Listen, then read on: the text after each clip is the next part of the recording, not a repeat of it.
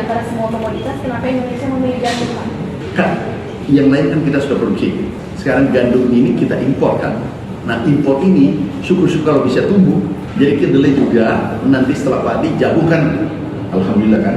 Sekarang stok kita beras di gudang Bulog hari ini 2,8 juta ton. Dan kita hitung 13 hari ke depan, tanggal 1 kemungkinan itu 3,3 juta ton lebih. Dan ini mungkin tertinggi 10-20 tahun.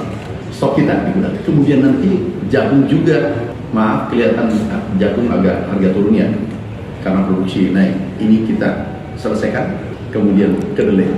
Nah, gandum kita mulai mencari lahan, menyesuaikan bibit yang cocok hidup di Indonesia, daerah tropis. Kalau itu kita temukan, ini berkah bagi Indonesia. Sama soal yang kelapa bulat yang lagi naik harganya, kalau dari teman-teman sendiri udah tahu bukan Pak penyebabnya, apakah karena produksi kita yang kurang atau justru karena kebijakan ekspor, Pak? Ya, pertama alhamdulillah petani bahagia karena harga kelapa bulat naik. Dan saya ke lapangan, beliau pesta. Maaf ya, ini hikmah, ada krisis ya.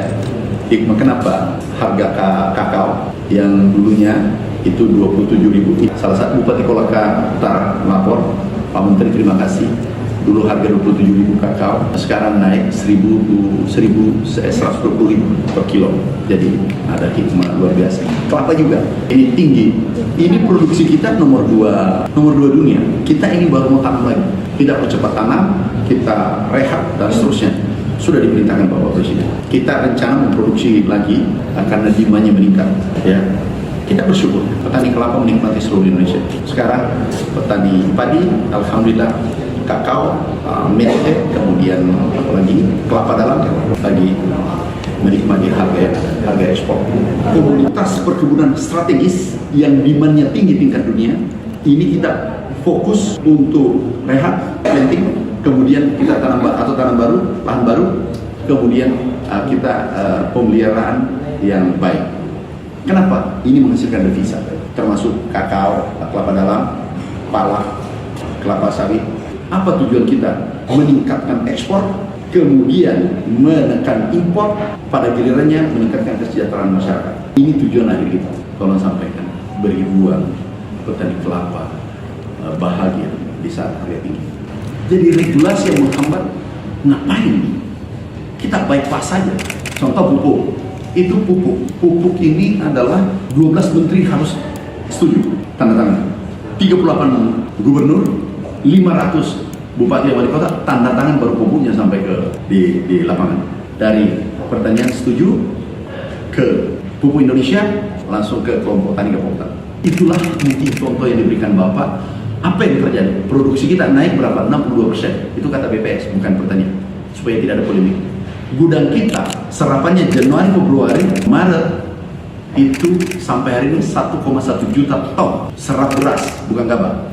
Yang dulunya 5 tahun terakhir cuma 1 juta, 1 tahun. Lompatannya adalah 2000% selama 3 bulan. 2000%. Itu pentingnya kita regulasi diperbaiki. Jadi yang dimaksud Bapak adalah mana yang menguntungkan rakyat Indonesia, apapun modelnya, mau impor, mau ekspor, mana yang menguntungkan rakyat, titik. Kelapa tadi, permudah ekspornya. Kenapa? Harga lagi bagus. Benar nggak? Kalau kemudian ada kita impor bahan baku, kita permudah. Kenapa? Rakyat membutuhkan harga yang baik. Intinya, beliau sampai, jadi harus ini diterjemahkan seluruh regulasi yang kita bangun kepentingan rakyat, titik. Jangan ada kepentingan oknum. Jadi prinsip bekerja kita adalah apa sih? Bagaimana meningkatkan kesejahteraan petani Indonesia untuk pangan dan menggerakkan ekonomi rakyat.